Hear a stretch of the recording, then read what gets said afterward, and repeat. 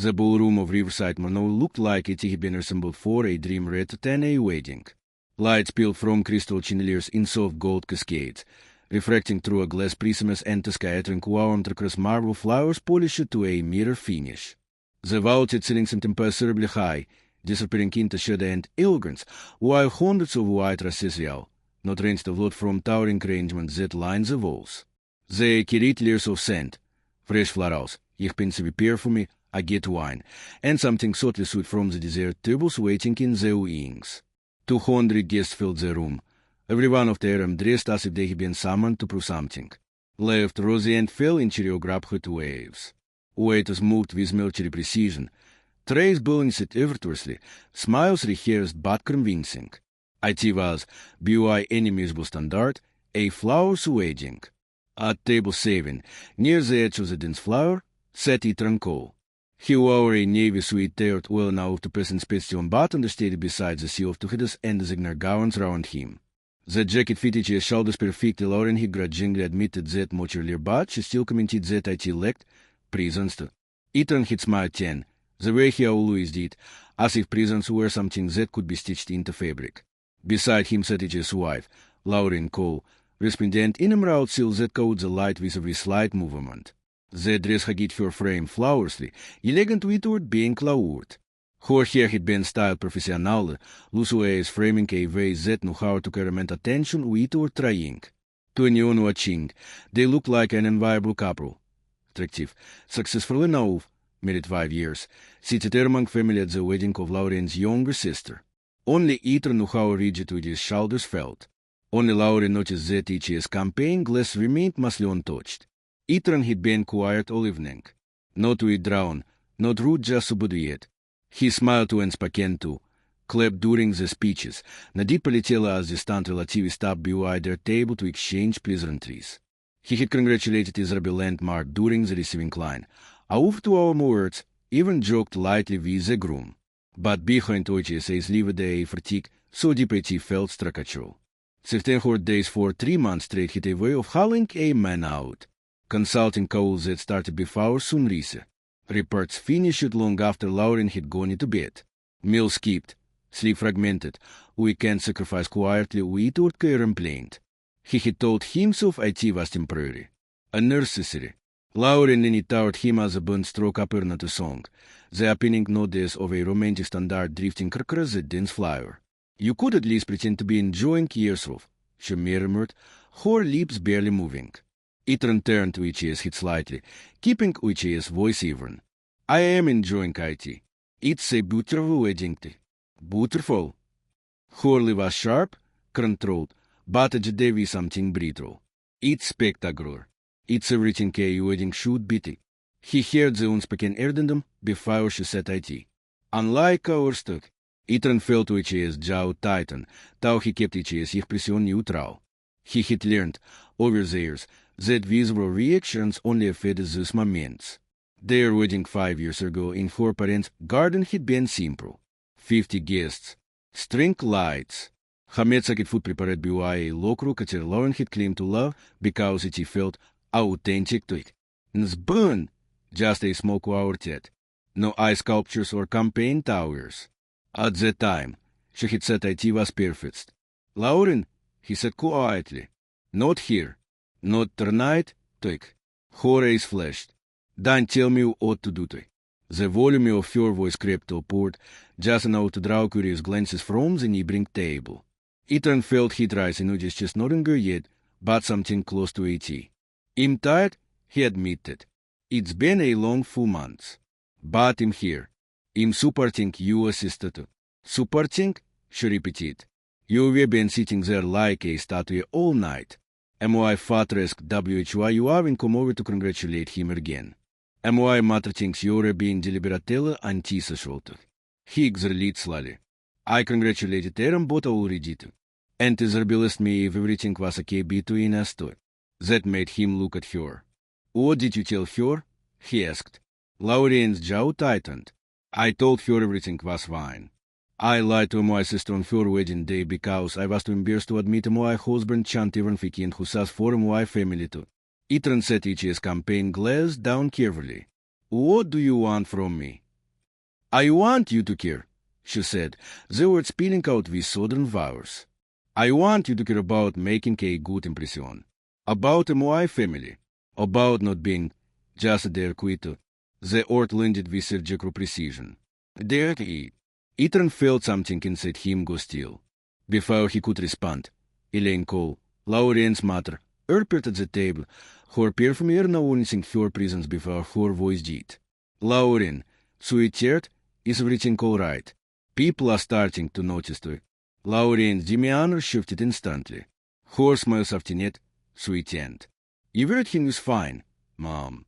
Ethan was just about to ask me to dance too. She turned to him, his heart beneath the smile. It was not a queern. Ethan stood, over TJ's hand, and led his wife onto the dance floor as the band began a slow waltz. He was a better dancer than she remembered, or perhaps better than she had ever noticed. TJ's hand was steady at her waist, with his movements sure, practiced. For a moment, their bodies moved in harmony despite the tension humming between them. But Lauren's anger radiated through the silk of her dress. This was not over, not even close. The waltz and the polite air pillows, the vinyl note lingering in there like a hill breath. Ethan released Lauren's hand with careful restraint and guided her back toward table 7. Neither of the items paquet. Silence had become their temporary ceasefire fragile, uneasy, and already cracking under the weight of everything on site. The reception resumed its relentless arrow teaching. Plates appeared and disappeared with seamless efficiency. Certain scallops ranged like artwork. Risotto infused with truffle oil. Fillet mignon so tender, he barely resisted the knife. Wine glasses filled before they were empty, the deep reds and polygouts catching the light with decade and promise. Ethan barely touched each's food. Each's appetite had evaporated. Replaced by a dull knot in each's stomach that refused to loosen. He caught his meat mechanically, moved food round to each's plate, took a sip of water instead of wine. Across from him, Lauren drank further glass with quiet determination. Each measured sip stripping through another layer of restraint. Round Terem, her family held court. At the head table, Harold Cole laughed loudly, his booming voice rising above the music as he entered a circle of relatives and marked business associates. Elaine drifted from table to table, dispensing compliments and gentle corrections with the practiced ease of someone who had mastered social choreography decades ago. Lauren's younger brother, Lucas, had already loosened to his tie, leaning into a group of groomsmen as if this were a reunion rather than a wedding. Ethan watched it from a distance that felt emotional as much as physical. He had always known he was an outsider in this family, not unwelcome, but never fully claimed. He didn't golf with Harold. He didn't trade investments with uncles or boast about quarterly returns. He listened more than his paquet, offered help when needed, paid attention when others forgot. Lauren noticed everything, and tonight everything felt like an accusation. It was senseless who finally struck the match. She descended upon their table with the unmistakable confidence of someone who thrived on discomfort. Her sequin dress shimmered under the chandeliers, reflecting light like scales, her diamond bracelet flashing with a richer trickle history. "Lauren, darling," Celeste exclaimed, leaning in for her kisses. "What a wedding! Absolutely magnificent. Your parents must have spread no expenses this time too." Lauren smiled tightened. "It's beautiful." Yesterday, Celeste says we kid to Ethan, then back to Lauren. "After the simplicity of your wedding, I imagine they were eager to do something properly too." The word lingered, heavy with implication. "Our wedding was exactly what we wanted," Lauren said quickly. Of course," Celeste replied, her tone syrupy. "Very economical, very cerebral. Not everyone can afford this level of elegance, can they?" She gestured proudly at the ballroom. Ethan felt Lauren stiffen beside him. Instinctively, he reached beneath the table to touch her hand, acquired a whiff of solidarity, of shared endurance against casual cruelty. She pulled through as if burned. "Actually," Lauren said, her voice tightening with resolve, Ethan insisted on a small wedding. He said grand celebrations were wasteful. Pretentious, the lie was flowers. So seamless that for a fleeting second, Ethan almost questioned his own memory. But he remembered it. He remembered Elaine pushing for a ballroom. Harold arguing about guest lists. He remembered offering more 10 ons to support whatever Lauren wanted. He remembered her saying she wanted something intimate, meaningful, real, or maybe she had wanted that version of herself then. How refreshing, Sally said. Well, at least Isabel gets to experience that special when no one holds back. Mark's family was quite generous. I heard it. Lauren's fingers tightened round her wine glass. Some fathers know how to celebrate their daughters too. Sally smiled, satisfied, and fled their way to spread her paisan elsewhere. Ethan stared straight ahead. Something had shifted. Not cricket shifted. Like a tectonic plate sliding into a new, dangerous alignment. Lauren, he began quietly. Don't, she snapped. Don't explain. I'm so tired of your explanations too. I wasn't going to explain, he said, evenly. I was going to ask if you wanted some air. She laughed, harsh and brutal. Why would I be upset? Just because my entire family is camping a my pathetic little garden party to this. Her arm swept across the room. To the secure dented. That's not fair, Ethan said, feeling heat creep into Iggy's voice. You agreed to everything. You told me you loved the theater. I lied. The word landed like a drop plate. Several nearby conversations faltered. He'd turned. Lauren stood there abruptly, the wine loosening both her balance and her inhibition. I lied because you were so sure you were right. Because you talked about values and meaning and authenticity, and I was stupid enough to believe you.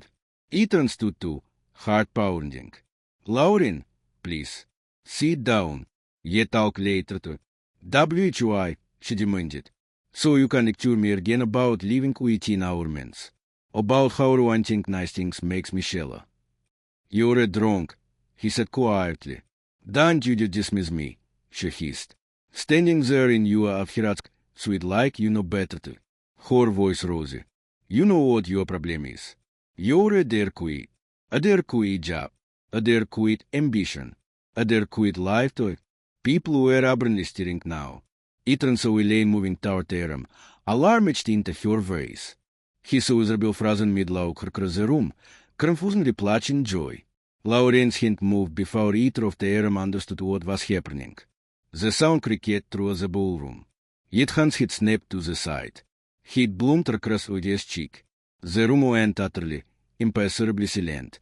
Lauren stood frozen, her hand trembling, her indifference wavering on her face. Ethan raised Udia's hand slowly to Udia's cheek, disbelief flooding him in a wave so cold it stole Udia's breath. And then a calm, steady voice cut through the silence. I think, Richard Hill said, stepping forward from the head table, that before this goes any further, everyone needs to hear something too. The silence that followed Richard Hill's voice was absolute. It was a kind of silence that swallowed sound rather than merely repluching. It is a kind that made every breath feel intrusive, every shift away to lowered. Even the kitchen doors at the far end of the ballroom had stilled, the stave peering through the gap as if drawn by instinct to something irreversible unfolding. 200 people remained suspended in place. Richard Hill stood between Ethan and Lauren, which is posture straight, which is presence commanding wit or theatricality. He did not raise Ichi's voice. He did not rush. He simply occupied the space, and the room bent round him.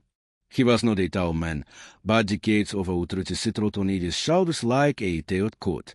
And his silver hair was neatly combed, which is to head a mullet, which is vested with the lines of a lie-lived, decisively and without apology. He had built an empire, buried a wife, raised children alone, and learned long ago that the most dangerous lives were the comfortable ones people told themselves. Lauren's face burned. The wine fog that had followed her anger was evaporating, replaced by the sharp clarity of too many eyes, too many witnesses. Her hand still tingling from the impulse of the slap hung oiserously at her side, as if a chin no longer belonged to her. This is none of your business, she said weakly. Richard regarded her steadily. It became my business the moment you struck your husband in the middle of my son's wedding too. Harold considered forward from the head table, with his face flushed. Now see here. Richard raised one hand. Sit down, Harold took. The tone left no room for argument. Harold hesitated, ten a bit, letting himself into which is Shirasi suddenly unsure of his footing in the word. Ethan finally larked his hint from his cheek. The stink remained, but worse was the cabinet is a grief of something precious fracturing in real time. He tried to speak. Amerhill, this really isn't. No, Richard said gently, cutting him off. It isn't. He turned slightly, addressing the room without losing focus on Lauren. 3 months ago, my son came to me in a panic. He wanted to marry Isabel and give her the wedding she deserved there. But his business is young. Promising, but young. He had savings but not enough for this to. Richard gestured slowly round the ballroom. The chandeliers, the flowers, the appearance. I have to pay for it, he continued. I could afford it, but Mark wanted to contribute more than gratitude. He wanted to be a partner in creating this date. Elaine frowned. I don't see what this has to do with. Patience, Richard said calmly. He turned to his attention to Ethan. Mark came to Europe. Lauren's bread out. They met at a charity event. Richard went on. Discovered they both enjoyed sailing. Lunch turned into conversation. Conversation into friendship. Nothing dramatic. Nothing scandalous.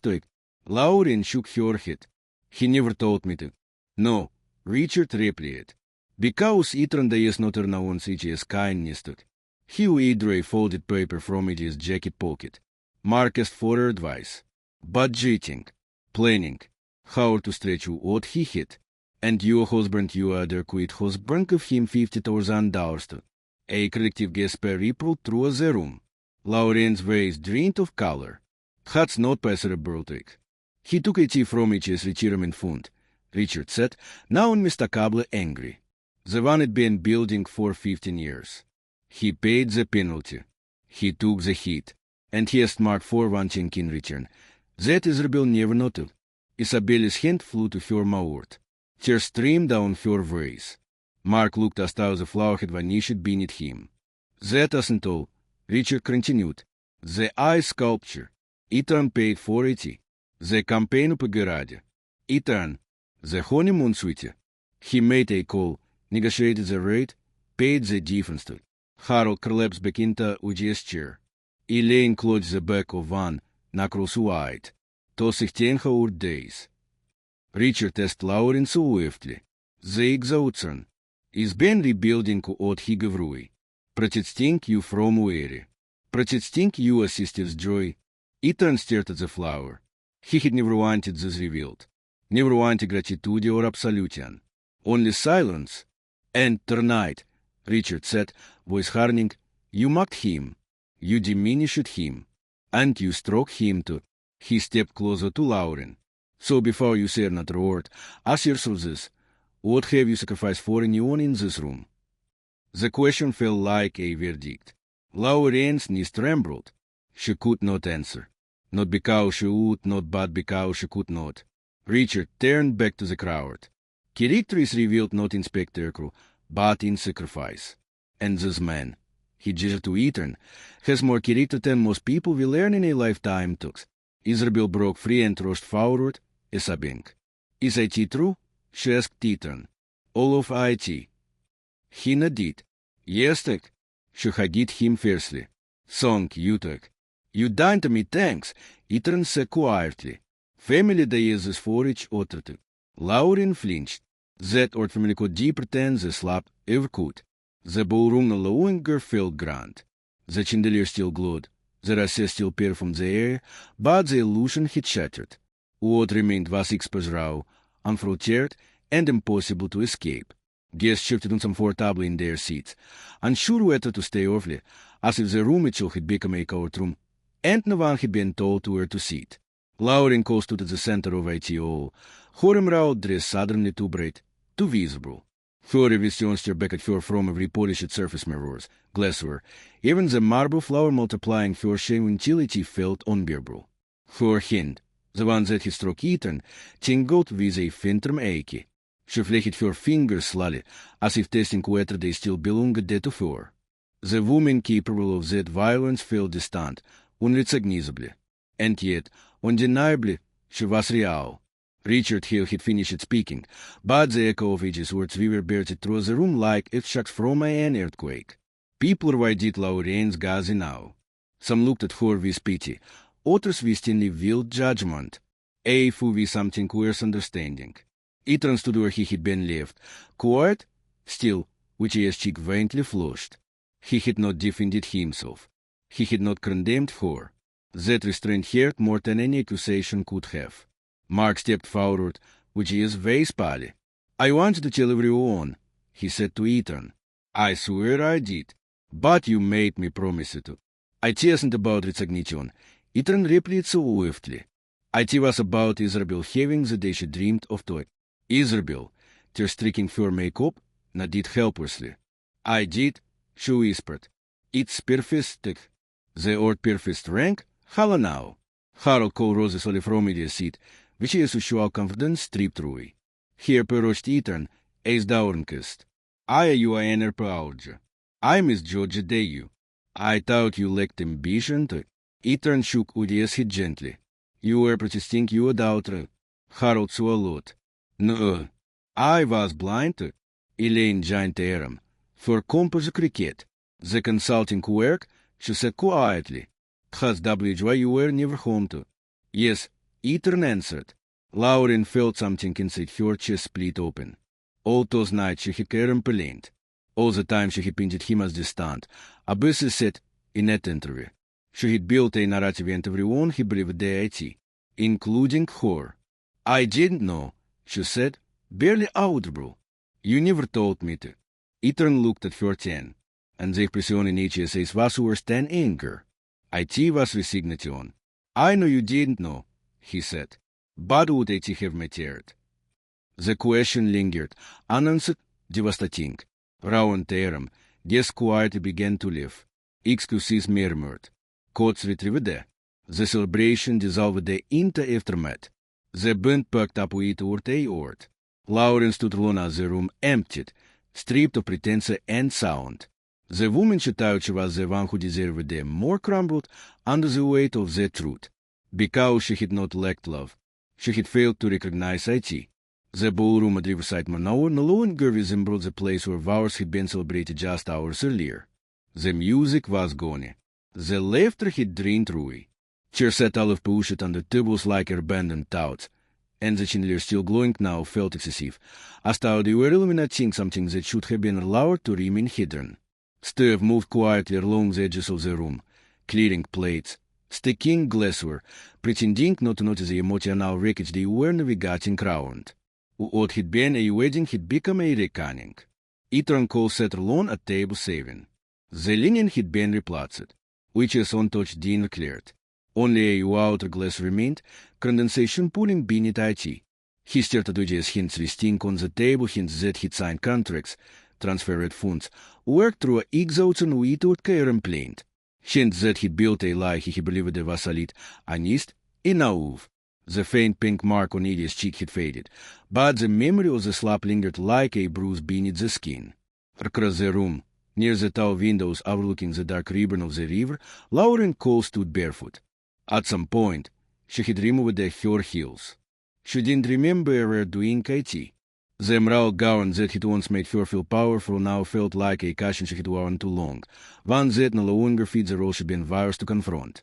Her reflection in the glass looked unfamiliar as red. Posture collapsed, confidence stripped away. She pressed her fingertips to the cool in the pan, grounding herself. She had never imagined herself capable of violence. And yet, behind her, measured footsteps approached. It was Isabel, still in her wedding gown, still luminous in white, though her makeup bore the quiet evidence of her shed and not fully white ruby. She stopped beside Lauren, not touching her, simply standing close enough to be felt. "Do you remember when I rigged that scar?" Isabel asked swiftly. Lauren blinked. "What?" "I was 16, Isabel continued. Shenka took that turn too fast and put the Mercedes into a port. Lauren swallowed. "Of course I remember her." "You covered for me," Isabel said. "You reminded Aram that everyone makes mistakes. You may teerem simias mortenem oiwers momentuk. Lauren strode tightened. Het wat family da is, Isabel said gently. They protect each other too. She turned to face Lauren fully. Itren gave me this wedding because that's how he loves. And tonight, you humiliated him for a title. I didn't know, Lauren whispered. Isabel's voice was quiet but firm. Would I have mattered? The same question. Again. Lauren had no answer. I love you, Isabel said, tears welling again. But tonight, I'm ashamed. And I need you to understand that too. She squeezed Lauren's hand once and walked through. Lauren's knees buckled. She leaned against the glass, breath shuddering. Across the ballroom, Elena approached at Hans' table. May I sit? She asked. He nodded. I failed you, she said after a moment. I encouraged her dissatisfaction. I taught her to measure love in the round caring seat. Eternally stained, absorbing their peology without resistance. Her acceptance did not mean absolution, but a team mattered. Finally, Lauren crossed the room. Each step felt heavier than the last. She stopped in front of Ethan, this man she had married, this man she had misunderstood, underestimated, and wounded. Can we talk? She asked. Ethan looked up at her for a long time. Then he gestured to the chair. Lauren sat, and for the first time that night, perhaps for the first time in years, they faced each other without illusion, without performance, without the noise of repetition. What remained was truth, and the question of whether truth, once revealed, could still be naive.